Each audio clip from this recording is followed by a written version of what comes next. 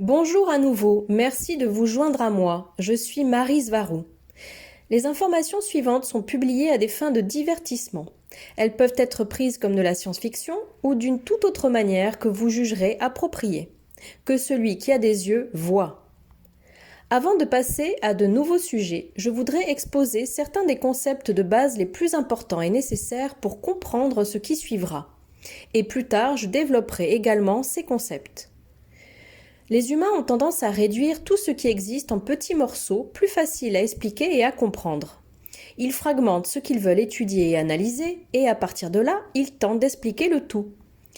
C'est une stratégie de pensée inhérente à tous les êtres pensants qui, en tant qu'individus limités par leur propre perception et compréhension, restreindront logiquement les résultats de leur tentative de compréhension à leurs propres limites en tant qu'individus. C'est pourquoi plus une personne a de conscience et de compréhension, plus son cadre de compréhension sera grand et plus elle comprendra avec une meilleure précision le monde dans lequel elle vit et qui l'entoure et toutes les autres choses qu'elle essaiera d'appréhender. Ce fait ou ce problème est très évident dans le cas de la science terrestre. Votre système d'analyse appelé méthode scientifique n'est valable que dans un cadre de compréhension préalablement spécifié, mais il ne pourra pas expliquer ce qui demeure en dehors de ce système de pensée. Car le cadre perceptuel de ces scientifiques dépend aussi de leur système de croyances et de valeurs, de ce que eux perçoivent comme réel et non réel, possible et non possible, de par leurs accords de perception.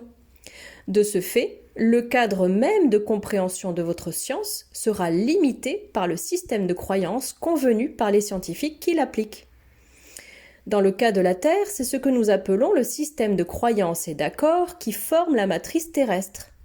Votre système de croyances et de conclusions issus de votre méthode scientifique ne s'applique qu'à l'intérieur de la dite matrice, mais pas à ce qui existe en dehors d'elle, puisque ce n'est pas encore accepté comme existant et encore moins compris par les habitants de la dite matrice.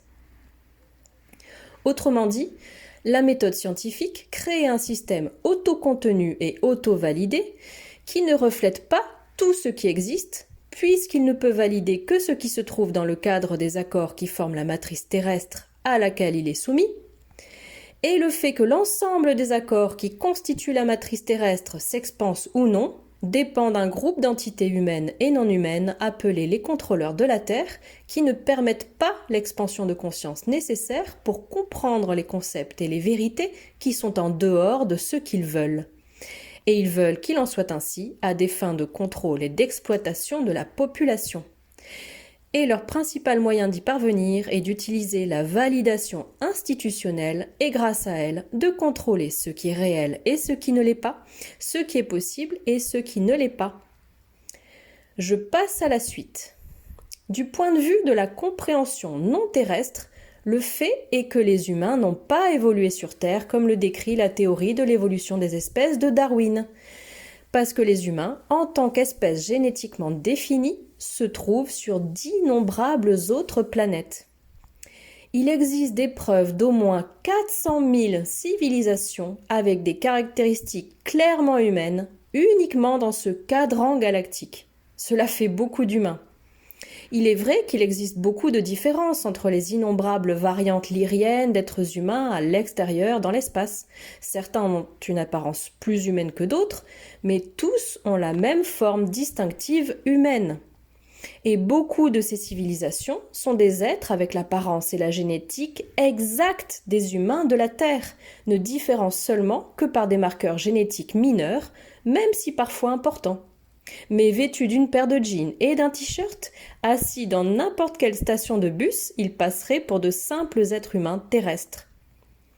Ayant la même morphologie, ces espèces ont adapté le monde qui les entoure aux besoins communs et spécifiques de tous les corps humains, ce qui entraîne également un mode de pensée et de raisonnement très similaire à celui des humains terrestres. De ce fait, beaucoup de choses dans toutes ces civilisations sont communes et identiques à ce que les êtres humains ont sur Terre. Et la même façon de penser produira des vêtements, des chaussures, des gadgets similaires, etc. Une chaise est une chaise, et une chaise sur Terre sera aussi une chaise sur Alpha Centauri. Et il n'y a pas 36 000 manières de porter un t-shirt.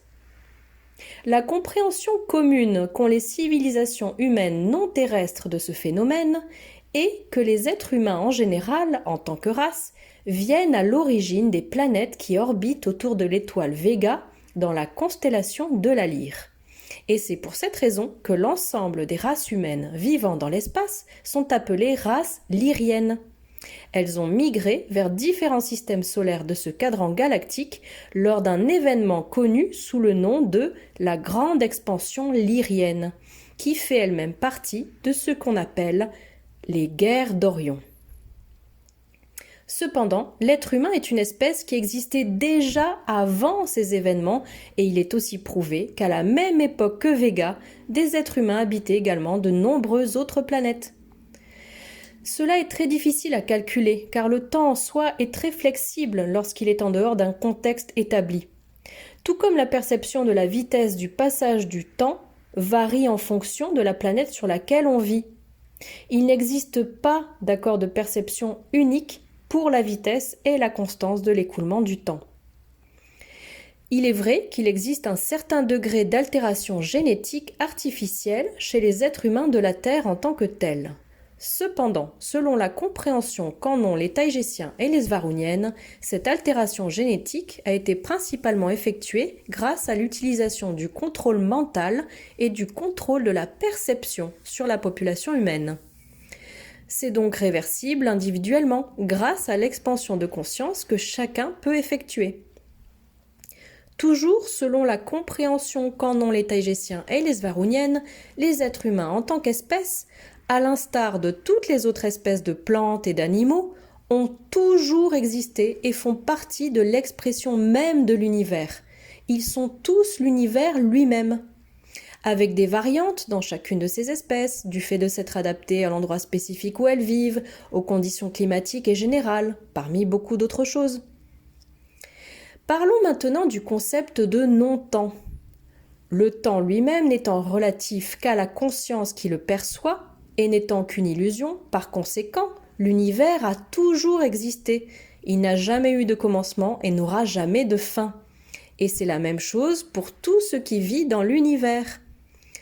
Ce dernier concept est très difficile à comprendre pour la personne humaine moyenne et encore plus pour vos scientifiques, car ces derniers sont totalement immergés et soumis aux valeurs de la matrice terrestre, étant tous plongés dans leur propre système de croyances auto-contenu et auto-validé, et leur propre système empirique, qui stipule que toutes les choses naissent, vivent et finissent par mourir.